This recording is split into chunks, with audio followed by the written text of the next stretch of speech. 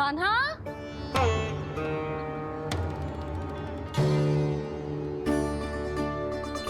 तो ये रे आपकी छड़ी और ये रे मेरी पीठ। सेक बिना ताकत तोड़। आज तो इसकी पीठ सेक के रहूंगी मैं। मैया घर पे भूखी मुझे ढूंढ रही होगी। लो आज द्वादशी के दिन पहले प्रहर में भोजन करके अपना एकादशी का व्रत पूरा करो आप।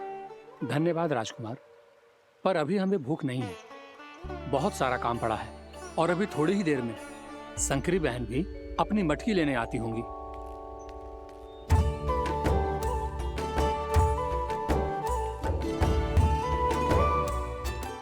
पर मैं आपका व्रत पूरा कराए बिना नहीं जा सकता। भला क्यों? भक्त भूखा रहे और भगवान खा ले, ऐसा हो सकता है भला?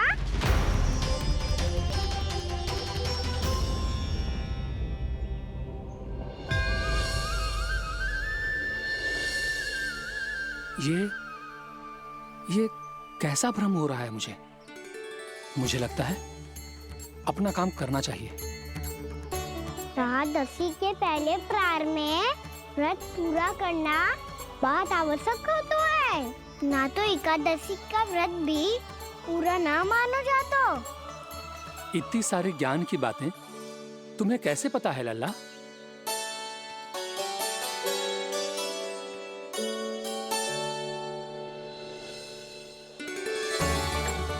जैसे एकादशी की कथा होती है, वैसे द्वादशी की महिमा भी एक बहुत महत्वपूर्ण कथा है।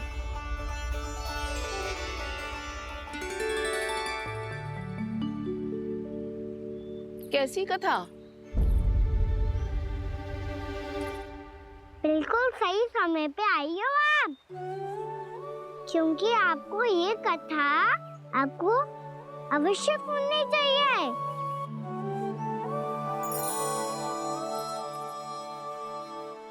मुझे क्यों? पहले सुन तो लियो, फिर स्वयं ही पता चल जाएगा। बहुत समय पहले एक राजा हुआ करते थे, राजा अम्बरीश। भगवान श्री हरि के बहुत बड़े भक्त थे। ओम नमो नारायणाय। ओम नमो नारायणाय।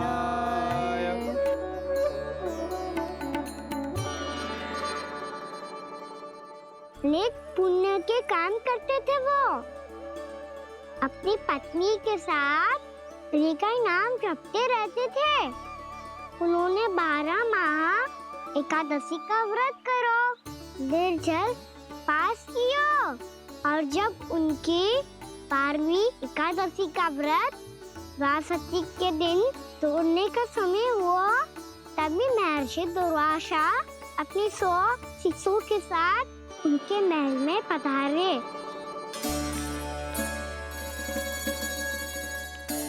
प्रणाम स्वीकार करें महर्षि। आप जैसे महान ऋषि मेरे राज्यसभा में आए, वो भी ऐसे अवसर पर जब मैं और मेरी पत्नी निरंतर 12 एकादशियों के बाद अंतिम एकादशी का व्रत तोड़ेंगे।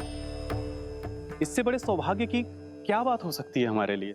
आज आपके साथ साथ मेरा और मेरे शिष्यों का एकादशी व्रत भी पूरा होगा। संभव है प्रभु की इच्छा यही हो कि हम सब अपना व्रत एक साथ तोड़ें। ये तो अत्यधिक प्रसन्नता की बात है महर्षि।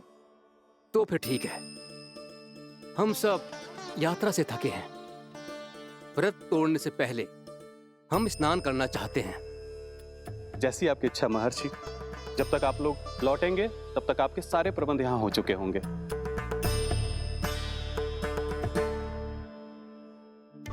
महर्षि दुर्वासा स्नान करने गए थे, पर उन्हें लौटने में विलंब हो रहा था, और इधर द्वादशी पर व्रत पूरा करने का मुहूर्त बीता जा रहा था। महाराज अम्बरीश बड़ी विरगता के साथ महर्षि दुर्वासा के लौटने की प्रतीक्षा कर रहे थे।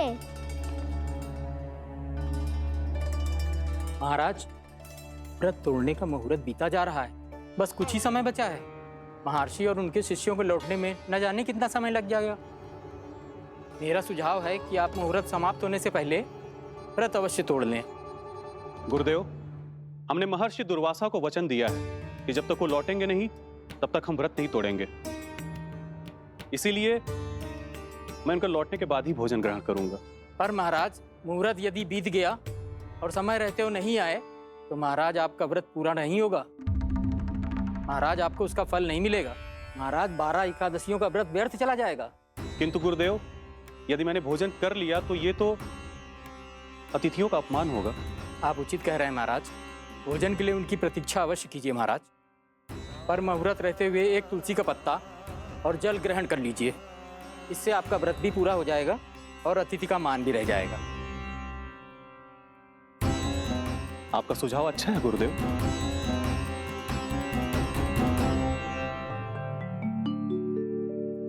जैसे ही महाराज ने तुलसी का पत्ता खाया, वैसे ही महर्षि दुर्वासा लौट आए। महाराज,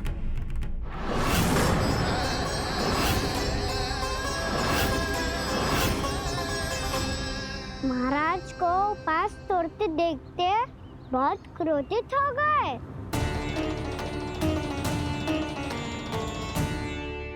बहुत बड़े भक्त हैं आप, परंतु आप ये नहीं जानते अपने अतिथियों के साथ कैसा व्यवहार करना चाहिए। आपने हमें साथ भोजन करने का वचन दिया था, पर अपना व्रत क्यों तोड़ा आपने? महर्षि, मैंने भोजन नहीं ग्रहण किया। कहीं मुहूर्त न निकल जाए इस कारण मैंने एक तुलसी का पत्ता ग्रहण कर लिया। 56 भोग खाया हो या एक पत्ता, अपना व्रत तोड़कर अतिथियों का अपमान किया है, मेरा अपमान किया है। अब आपको दंड भोगना होगा ताकि आप सीख पाएं कि अतिथियों के साथ कैसा व्यवहार होना चाहिए। महर्षि, महर्षि, आप जो भी दंड मुझे देंगे मुझे स्वीकार है, किंतु आप क्रोधित मत होइए। क्रोध का कारण आपने दिया है महाराज। एक महर्षि का अपमान करके राक्षसी प्रवृत्ति का परिचय दिया है आपने। इसीलिए अब एक राक्षसी आपको दंड देगी।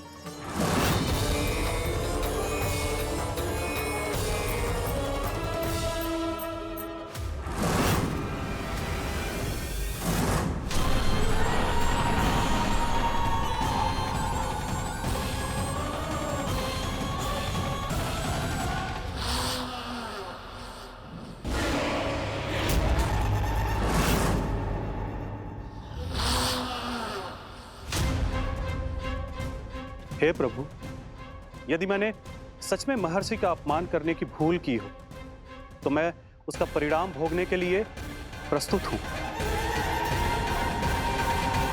ओम नमो नारायणाय, ओम नमो नारायणाय नमः। महर्षि दुर्वासा को यह आभास ही नहीं था कि महाराज अम्बरीश ने उनका अपमान नहीं किया था। फिर भी उसे अपमान मान के वो श्री नारायण के भक्त पे संदेह कर रहे थे। मैंने भी तो भोला राम की भक्ति पे संदेह किया था। हे नारायण, ये क्या पाप हो गया मुझसे? संदेह किसी अपमान से कम ना हो तो, और भगवान सब सह सकते हैं, पर उनके प्रिय भक्तों का अपमान सहन ना कर सकते। इसीलिए उन्होंने हस्तक्षेप करने का निर्णय लिया।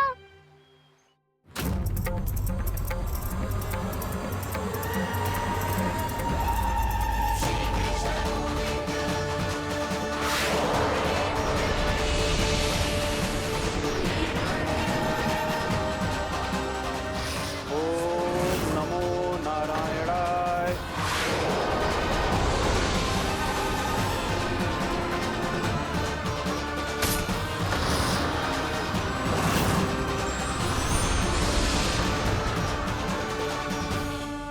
और फिर भगवान का वो सुदर्शन चक्र महर्षि दुर्वासा के पीछे पड़ गया। ये चक्र तो मेरी ओर बढ़ रहा है। ओम नमो नारायणाय। ये कैसे संभव हो सकता है? कोई रोको इसे, कोई रोको इसे।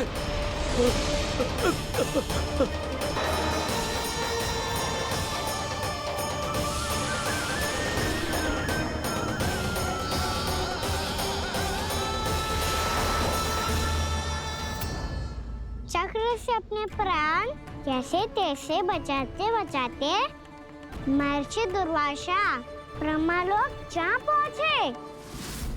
ब्रह्मदेव रक्षा कीजिए, ब्रह्मदेव सहायता कीजिए, मुझे बचाइए ब्रह्मदेव, रक्षा कीजिए। ये सुदर्शन चक्र मेरे प्राणों के पीछे पड़ गया है, मुझे बचाइए ब्रह्मदेव, मुझे बचाइए।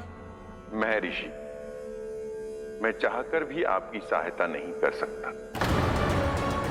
ऐसी स्थिति में यदि कोई कुछ कर सकते हैं तो वो है सुदर्शन चक्र के स्वामी विष्णु, क्योंकि सृष्टि में केवल वही है जो इसे नियंत्रित कर सकते हैं। वो ही इसे वापस लौटने का आदेश देकर आपके प्राणों पर छाए हुए संकट को दूर कर सकते हैं। किंतु हां, मैं सुदर्शन चक्र से इतना अवश्य कहूंगा कि जब तक आप विष्णु लोक में पहुंच नहीं जाते, वो आपको किसी भी प्रकार की हानि ना पहुंचाए। आपका बहुत बहुत धन्यवाद, आपकी सदा ही जय हो।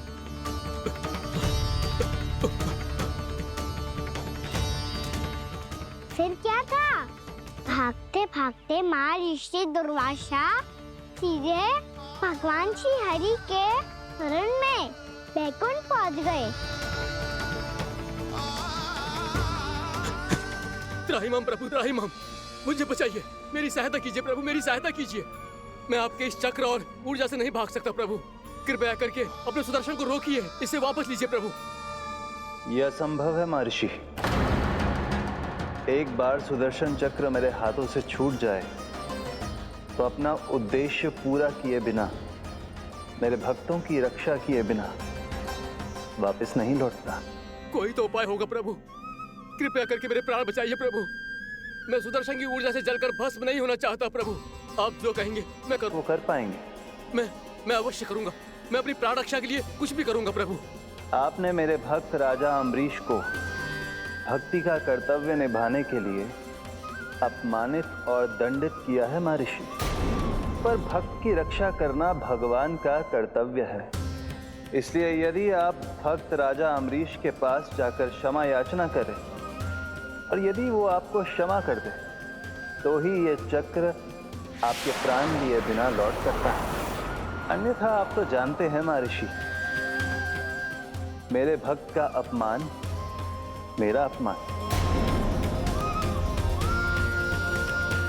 भक्त का अपमान भगवान के अपमान से कम ना हो तो है। महर्षि दुर्वासा को भी ये बात समझ आई और फिर उन्होंने महाराज अम्बरीश से क्षमा याचना की। महाराज महाराज महाराज महाराज महाराज, मुझे क्षमा करें महाराज, मुझसे बहुत बड़ी भूल हो गई महाराज, मुझसे बहुत बड़ी भूल हो गई महाराज। महर्षि, आप हमारे चरण छुए ये उचित नहीं। महाराज, महाराज अम्बरीश, आप नारायण के सच्चे भक्त हैं। मैंने आपको अपमानित किया, दंडित करने का प्रयास किया महाराज। इस अपराध के लिए मुझे क्षमा कीजिए महाराज, और इस सुदर्शन चक्र से मेरे प्राण बचाइए महाराज।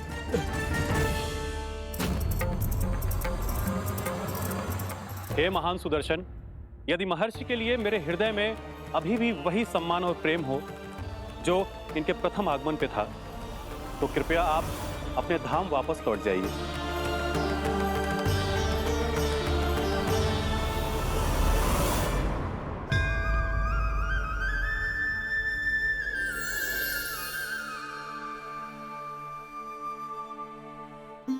आपका बहुत बहुत धन्यवाद महाराज अम्बरीश। मैं आपको आशीर्वाद देता हूं कि आप देवराज इंद्र के समान शक्तिशाली हों। आपकी कीर्ति का पताका 10 दिशाओं में फहराए। मेरी बस एक ही इच्छा है महर्षि, कि मैं आपके साथ अपना उपवास तोड़ सकूं। अवश्य महाराज, हम सब भोजन आपके साथ करेंगे और अपने आप को नारायण की सेवा में अर्पित करके व्रत को पूरा करेंगे, क्योंकि आज जो यहाँ हुआ है उससे सिद्ध हो चुका है कि एकादशी व्रत का फल द्वादशी की सुबह भोजन करने से ही प्राप्त होता है। इस कथा से हमें पता चलता है कि सभी को द्वादशी के सुबह भर पेट भोजन करके एकादशी का व्रत पूरा करना चाहिए। और दूसरी बात, भगवान की सच्ची भक्ति अपमान कभी ना करना चाहिए। उनके साथ सदैव प्रेम से व्यवहार करना चाहिए। यही भगवान को सबसे अधिक प्रिय है। भैया भोला राम, मैंने भी श्री हरि पे तुम्हारे विश्वास का उपहास उड़ाया था, मुझे क्षमा कर दो। ना ना, आप क्षमा मांगकर मुझे लज्जित मत करो, आप तो मेरी बहन जैसी हैं। जब महर्षि दुर्वासा जैसे महान ऋषि को भी प्रभु के भक्त से क्षमा मांगनी पड़ी, तो मैं तो बहुत ही तुच्छ हूँ। मुझे आपकी किसी भी बात का बुरा ना लगा। पर पता है प्रभु को कौन सी बात कब बुरा रखता है? कौन सी बात? जब उनका भक्त भूखा रहे, हमें भी अपना व्रत पूरा ना करे। और जैसा कि आप सभी ने अभी कथा से सीखो है, एकादशी के व्रत को द्वादशी की सुबह अवश्य पूरा करना चाहिए। अब आप जाओ, अपना व्रत पूरा करो।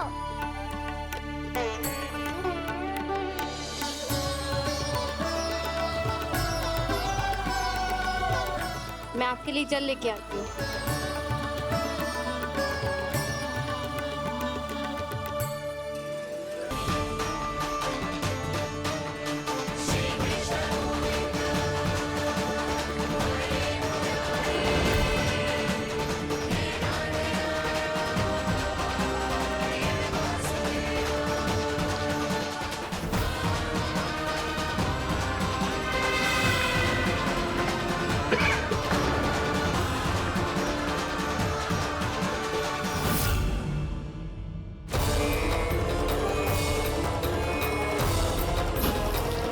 इतने वर्षों में स्वामी का ध्यान कभी भंग नहीं हुआ। ये अचानक क्या हो गया इन्हें? स्वामी, महाराज, महाराज संभालिए अपने आप को।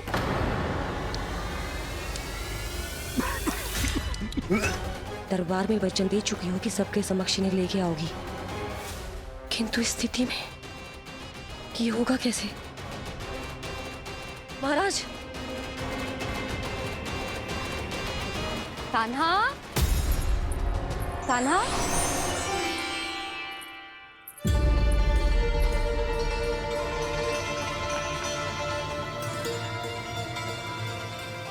कान्हा,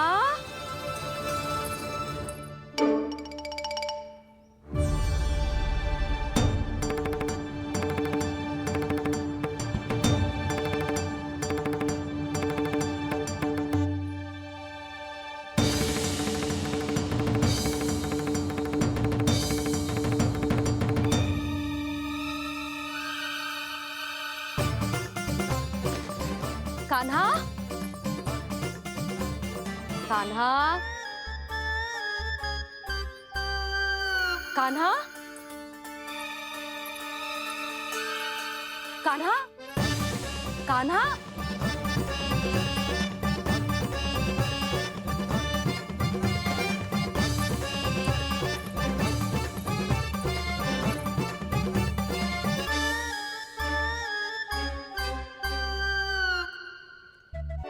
कान्हा,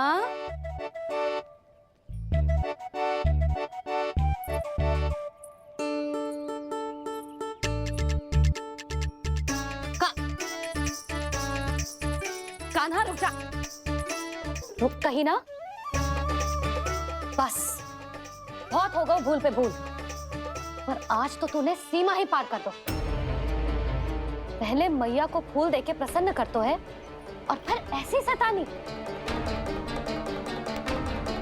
आज तक तूने केवल मैया का प्रेम देखो है कान्हा, पर आज तू क्रोध देखेगा।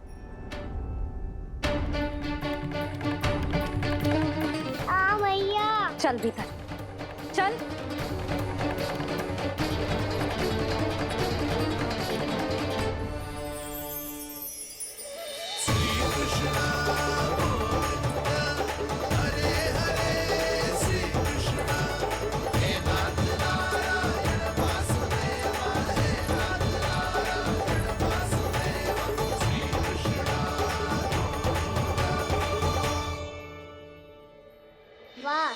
सखाए मेरे मुझे अकेला छोड़ के चले गए सबके सब।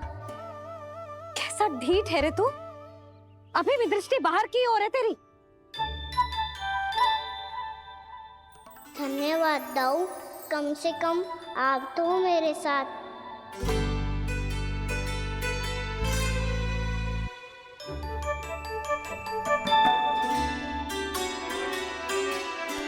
बहुत पंख लग गए ना पाँव में।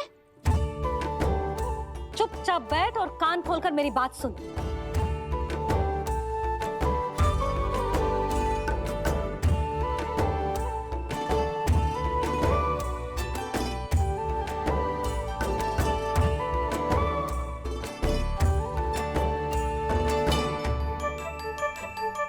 मैंने मना की थी ना बाहर जाने से। आज्ञा का पालन करना आता है कि ना? पर मैया आज्ञा पालन क्या होता है? इतनी सी बात भी मैं समझाऊं तुझे? कान्हा, आज्ञा का अर्थ है जो बड़े कहे और पालन यानी मानना। किंतु ये बात तो इसके समझ में आती ना है ना जिज्जी। इसका मन तो बस शैतानी में लगता है। पर मैया चुप चुप लल्ला, कुछ मत बोलियो और चुपचाप यहाँ बैठा रहे। ये देख तसा देख अपनी, ये हाथ में मिट्टी लगो मिट्टी खा रहा था। क्या कहेंगे सब कि जसोदा अपने लल्ला को खाने को ना देती है।